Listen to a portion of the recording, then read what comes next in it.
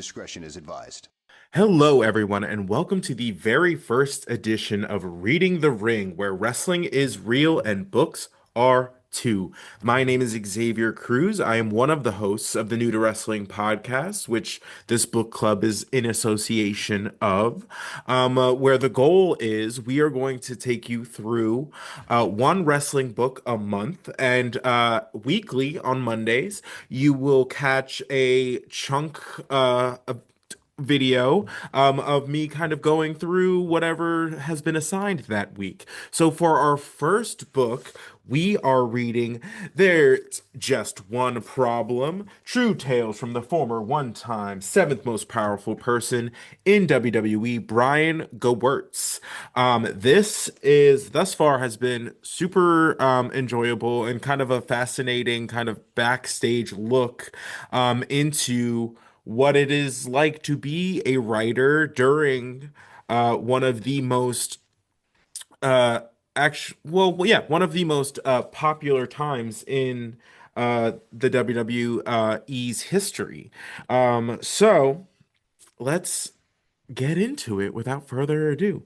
All right, guys. So chapter one is called "There's Just One Problem," and this is interesting because it drops us in to a kind of very discussed, rumored about uh kind of event in wrestling lore, which is the Wrestler's Court. It takes us to post WrestleMania 17. If you are not an avid wrestling fan, that is widely considered one of, if not the best, WrestleManias to have ever been put on. Definitely one of the more populars based on the card that it had.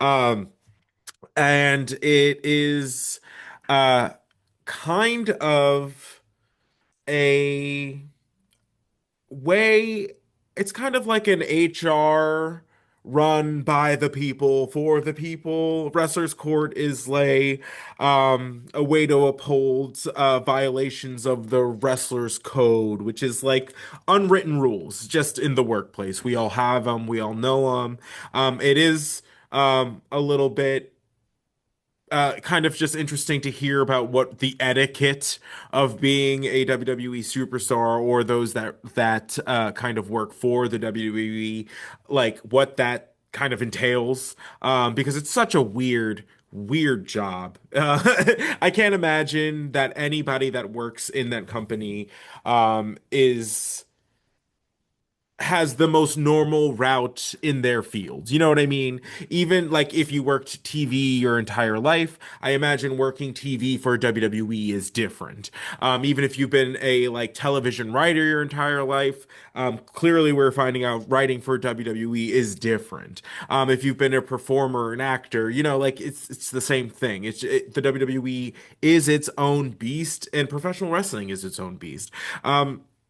So I'm thoroughly enjoying thus far this kind of like backstage look. So it takes us into um Brian getting dragged into Wrestler's Court and where he proudly owns, I guess, the honor of being the first writer to ever have to face the court. Basically the crime is that a wrestler by the name of Bob Holly witnessed an exchange of a gift between Edge and Christian and Brian Gewirtz, our trusted author. And he took that to be a kind of a bribe, a tit for tat, scratch my back, I'll scratch yours. A gift in exchange for TV time, which in the world of television generally, but in professional wrestling specifically, is the real gold that everybody is vying after. We think, and on television, it is the WWE Championship or you know whatever championship in the WWE. But no, it's TV time. It's minutes and seconds because those are how you connect to audiences and make a name for yourself. So it is very, very it's a hot commodity, and wrestlers vie over it just as much behind the scenes as they do in the ring for things. Um, so there was an exchange of an action figure. Bob Holly saw it. Bob did not like Brian, and had a confrontation in front of everyone. And the gist of this trial um, was that he was getting a little too chummy with the talent, and he needed to kind of like take a step back. So he was forewarned by somebody to bring kind of like pizza and like alcohol as like an apology. So he shows up to this event where all of the wrestlers are as well as like production people. He shows up with pizza and beer.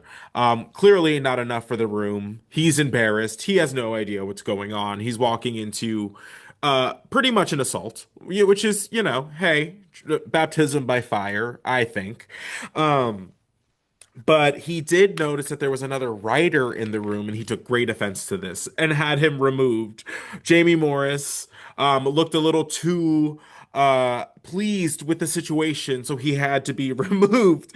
So to paint the picture of the court, we have JBL, John Bradshaw Layfield, taking the position of the prosecutor. Kane is playing the bailiff, which seems fitting to me. Don't know why, but it just does. And the Undertaker, being the locker room leader that he has always known to be, is the judge and jury. So this poor writer is getting dragged to a tribunal in front of all of the people that he writes for, and also writes like against, because if we are putting this into context, he is writing for wrestlers to essentially incite a fight between other wrestlers, which usually entails taking shots at other wrestlers in the process. So you can imagine that sometimes in that process, some feelings are going to be hurt and some feelings are going to be held on to. And this is very much kind of one of those situations where you can kind of allow people to just kind of run up their grievances, especially in a group setting. We know how I think the comedian George Carlin says it best. Like he's like, I love people individually. A person is great. People are dumb. And that's kind of just like, people like to feed into each other. So, this is kind of the situation that we're uh presented with. Of course, there is Edge and Christian, who is also a part of this, but you will also have to take into account that they are wrestlers. They're a little bit more chummy with everybody else, so they're kind of getting the bye in this situation. Edge and Christian joked about getting a book deal, and they were like, of course, trying to ruffle feathers because they're newer on the scene at this point, and there's lots of people who've been there forever didn't get any book deals. Titled Edge and Christian: How to Kiss Ass, and of course that got like a laugh from the boys, a bye, and then of course Brian had to get his time in the hot seats, and it was brutal. He had to like essentially take shots from people like Triple H, Bob Holly, obviously, also Paul Heyman, who kind of threw him under the bus a little bit. So I thought this chapter was great. I thought it was like really, really fantastic. Of course, it kind of ends with him being adjudicated by the Undertaker, and it was kind of just, again, it was more for him to learn the lesson that there are lines that he probably shouldn't cross being a writer, and he has to play fair for everybody. But he also took it as a sign that they wouldn't show the tough love if they didn't care. They want him to be better, which is why they kind of put him through this, which is, I guess, kind of a weird mentality to kind of like look at. Especially, and I can also see how it could be definitely go too far, how it could be taken too far. But I mean, I guess in this instance, it was kind of like a, hey, we would like to bring you along, but you fucked up at work, so we're gonna tell you that you fucked up at work. So then that takes us into chapter two, which is called I Am the Mountie, which is a reference to, of course, the wrestler, the Mountie, like bigger, not bigger, in the late 80s, early 90s. Um, just your classic bad guy from a place. It drops us into a writer's room with Bill Goldberg and The Rock in 2003. And it's kind of just like them spitballing ideas about what their first confrontation is going to be like.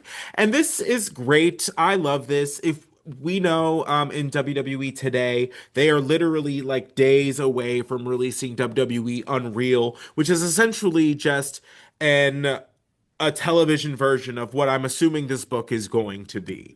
A kind of inside the writer's room look at these moments that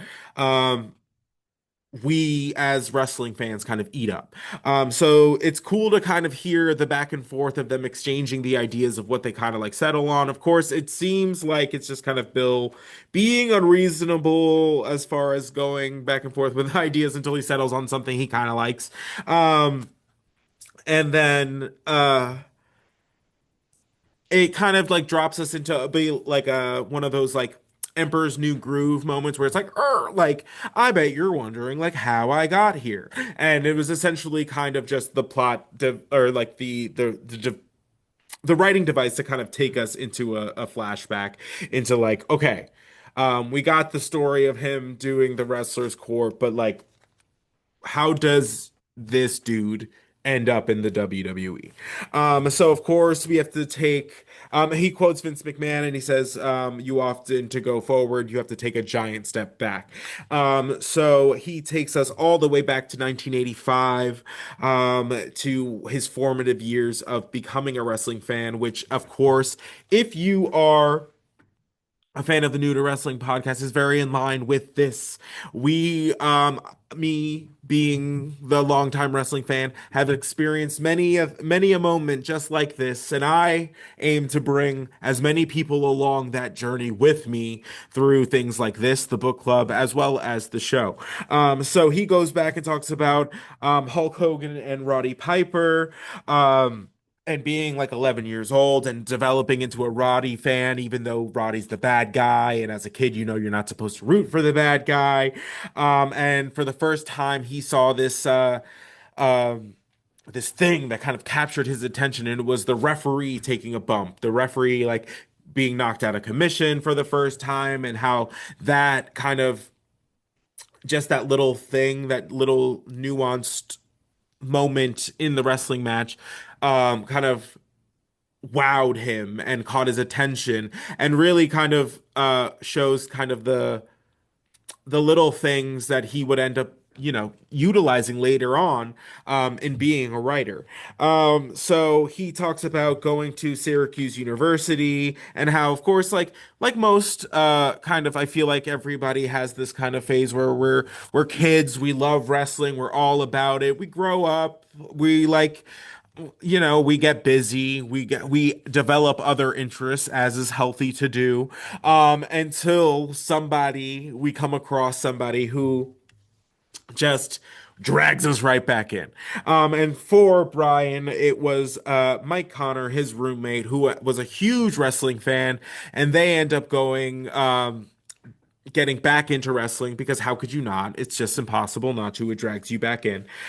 He talks about the like Ric Flair winning the Royal Rumble in '92, how he enjoyed Bob Backlund's heel run, and how meeting Bob Backlund later confirmed that he is actually a little wacky kooky, and who's shocked if you know about Backlund, if you've seen the show, the man is wild. Go if not, just Google a Bob Backlund compilation. I know they exist. I know they're somewhere. I know. So You won't be disappointed. And he also goes into talking about becoming a huge Owen Hart fan, and how he always kind of loved the secondary characters more than the main characters because he always thought that there was more depth to them. And he's not wrong, because you can always kind of do a little bit more with your secondary characters when you have a little bit more freedom to do a little bit more with them, because there's not as many eyes on them necessarily. There's not as much pressure to get it right. So you kind of find that the kind of mid-card people end up having a lot more um, diverse kind of storylines. So he ends up becoming a huge fan of Owen Hart, and he catches him at a house show. Um, and there he's with a bunch of his friends. They're chanting for Owen. Owen kind of like acknowledges them in the crowd. And then he talks about his friend like finding them, like getting into their rental car and chasing after them and kind of gushing over Owen all the while Jeff Jarrett is in his car. Also, and I just love that that's kind of very fitting for again, if you watch the show, it's just kind of funny. Um, so then that takes us into him going to the following couple WrestleManias and those kind of formative fan experience. So your WrestleMania 10, that's your Owen versus Brett. So your WrestleMania 11, that's he talks about Diesel and all of the celebrities involved. And then talks about uh getting into writing for sitcoms, getting out of college, and how he, being related to Hollywood writer Howard Gewirtz, opened the nepotism doors. Hey, I'm not surprised, but hey, I'd use it also. So cool. Glad. So we see how that goes. He ends up becoming a staff writer on Jenny, which is starring Jenny McCarthy, which didn't really last very long, but hey, writing credits are writing credits. During that show, though, he talks about the life lesson that his uncle kind of imparted on him that ended up being the most useful in terms of the WWE, and that is like the need to be more vocal in presenting your ideas and being able to present your ideas confidently and in a way that is able to be like digested by a room. You just gotta kind of have to get in there, sink or swim, because like my choir teacher used to say, like you can't fix what you can't hear. You don't know it's a good idea if nobody can hear you. So then he goes on to talk about how like Vince can like sniff weakness. And in every instance we've talked about Vince McMahon, we've known it's kind of the machismo bravado thing is he's just kind of leads with that. And that is kind of what he takes from the wrestling world and applies in his everyday kind of life. So he said that he can kind of like smell weakness or like hesitation, just not confidence. So he talks about kind of Jenny getting canceled and then being an out of work writer, and then kind of stumbling into a fortuitous WWE week that was happening in June of 1999 on MTV. They were doing a bunch of specials leading up to SummerSlam 99. And that takes us into chapter three, which is MTV fast food espionage. So this is the summer of 1999. MTV is trying to promote SummerSlam on the behalf of the WWE. They're doing a little partnership deal. You know how it goes.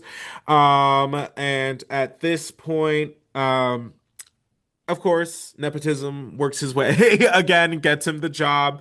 But he talks about how before this opportunity presented itself, he was about to essentially be a secret shopper for Jack in the Box. And before he could even start that job, he quits and takes this kind of writing gig doing these kind of specials on MTV for the WWE. So during that, he kind of meets Triple H, Mick Foley, and The Rock. He does not have a very good interaction with Triple H because China is there and he doesn't have anything prepared for China, which of course Triple H notices. And then he has a better kind of instance with Mick Foley.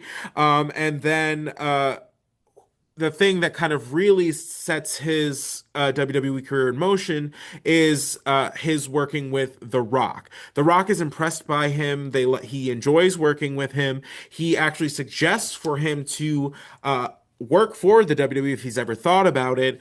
And of course, who wouldn't take that opportunity? So Brian kind of gets a call from the WWE HR based on that recommendation from The Rock, and he has to go through four interviews. The first one with HR, the second with head writers at the time, Vince Russo and Ed Ferreira, the third interview being with Shane McMahon, and then the last interview being with Vince and Linda McMahon. So basically, he's like not really, for some reason, not really like about taking this job. Maybe because at this point, he's really thought he was going to like be a writer in Hollywood, and that was the goal. He wanted to be like his uncle. So this job like wasn't he wasn't taking too seriously or wasn't taking the opportunity too seriously. So he kind of like fumbles his way through the HR interview and the interview with Vince Russo and Shane McMahon, and they're none too impressed. He gets incredibly lucky in that Vince McMahon ends up being alone in this last interview, and they kind of just hit it off. They bond over wrestling. They talk about kind of the things that wrestling is as far as being the amalgamation of, so many aspects of entertainment, being it like it's theater, it's a stunt show, it's a concert sometimes, it's you know what I mean? It's also like it's high drama, it's comedy, it's a sketch comedy. Yeah, like it's a lot of things at any given point. And they kind of bond over that. And so he just kind of impresses Vince, and it kind of shows Vince his passion for the business, which obviously is going to go a long way. And he goes and says, "We'll make you an offer we can't refuse." So he's going to get an offer from the WWE. It's just a matter of what. Um, it ends up being an opportunity for WWE.com, which he doesn't end up taking because that's not the goal at the moment. If he's not going to write for TV, then he's certainly not going to pack up his life in LA and move all the way to the East Coast to do uh like online stuff. So then that takes us to October of 99. Russo and Ferreira end up leaving for WCW. As we know, this is kind of right before SmackDown is about to become a thing. Um, and they are very, very frustrated. Or not, let me backtrack that. That is not. It is like SmackDown had recently like just begun. They were kind of having a hard time uh with all the responsibilities and a lack of payment for the new responsibilities as far as a whole new show. So they leave for WCW. WWE HR calls Brian to move out to Connecticut. Basically, just we will pick up your whole life, move out to WWE to write for us. And he talks about missing the East Coast, and he just goes, "I'm in." And that takes us into chapter four, which is his first day on the job. He talks about his this kind of line from Vince about treating every day at the WWE like it's your first day on the job, as in don't get too cocky, don't get too eager, don't think you know it all, just be willing to learn, be a sponge, be helpful, and kind of be like a team first employee, because especially at this time they're in the thick of a battle with WCW, so they're very much a tight-knit unit kind of making their way through uh business and competition from somebody uh some other company with a lot of money behind it. So, this takes us to his first day on the job, which is November 1st, 1999. He gets stopped by security getting into the building, which is, of course, a promising start. And he sits in our Raw production meeting, where he ends up like sitting at like the head of the room, and he's so awkward and introverted that he doesn't introduce himself at all. And then Vince was running late with his entourage of people, the other McMahons and, slew of producers, um, and doesn't introduce him. Doesn't introduce him to anybody. So he's just kind of sitting up there with his dick in his hand, just kind of like watching the room watch him being like, who is that guy? And so he kind of got his first peek into how like Raw was done. Like Vince walks in with like a hastily written like note, breaks down the show for everybody, and then they like hop to. Shane versus Triple H is going to be like the main event. Stephanie luckily takes, I guess, pity on this man's and gives him like a backstage tour, kind of shows him where everything is. Allows him to be kind of like patient.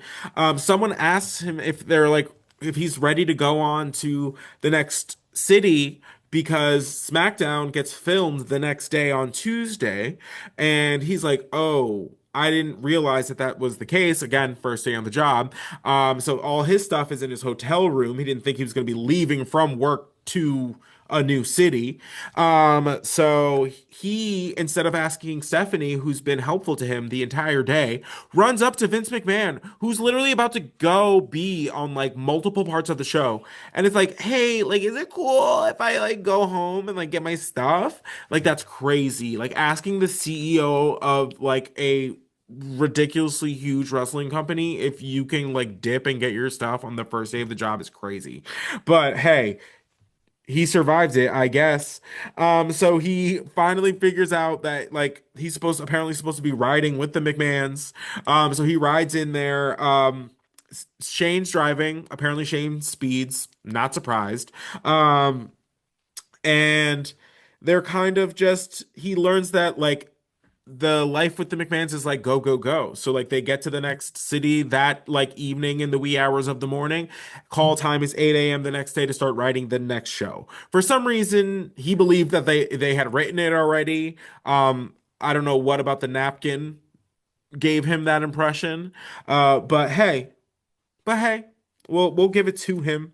And then we cut to like the show evening, and Vince is kind of like looking for a line that he can kind of throw out to counter the offer to join D-Generation X, and he can't like really like think of one. And Brian sees his opportunity in the lesson that he learned from his uncle, and he says, "Oh, why don't you say you'd rather join WCW than join D-Generation X?" And he says, he talks about getting the reaction from the crowd for the first time and how that nothing that he has done since then has real in as far as like a writing goes has kind of gives you that kind of live reaction. It's just kind of impossible to recreate. So then that takes us kind of like back to his like hotel room for the evening. He gets a call from Tommy Blanchett, which is the only other writer essentially on the team at this point. And he says that the McMahons like him, and to kind of keep this under the table. But Stone Cold Steve Austin has a broken neck, won't know if he'll be able to wrestle ever again, and they're gonna have to figure out how to write him off of television, like welcome to work. And that's kind of how we end chapter 4, just kind of leading us into how to navigate writing off wrestling's biggest star off of its television show. Guys, this was a lot of fun to read. If you are unaware or if you prefer an audiobook, if you have Spotify Premium, it is available on there. Because I did it kind of two like in halvesies. I listened to half of it, I read half of it. But one of my jobs involves packing a lot of things, so I have the time to give it a listen. So if you're looking for kind of a place to find it, if you wanted an audiobook, that is one place available. I am enjoying it so far. I have no complaints really about like the writing styles. He kind of just seems like a cheesy like middle-aged white guy thus far. He just seems kind of like a nerdy wrestling fan. So again, like nothing too like out of the ordinary like just yet. I'm enjoying the kind of backstage peek like into everything, and I'm kind of excited to see kind of where this goes, because I know it's not going to be all kind of peaches and rainbows thus far. So next week, we are going into week two, which is the golden and completely unhinged era. So that's going to be chapters 5 through 9. It's about 80 pages. This week was about like 75. And then we're going to get that gets into Life on the Road with WWE talent stories featuring Jericho, Edge, Stephanie McMahon, and then big wins and flops. I'm excited to hear like some of the flops that were his ideas, and kind of what wins were kind of attributed to him. I'm very curious to see like what he was kind of actually responsible for, because I really don't know anything about him. Um, because why? No offense to the writers of television, who really knows that much about y'all? Which is probably by design, probably why you enjoy being behind the screen instead of telling it on it. But still. Um, very, very exciting stuff, guys. Thank you so much for joining the very first episode of Reading the Ring. I hope you'll join me on this journey. I'll catch you next Monday. Bye.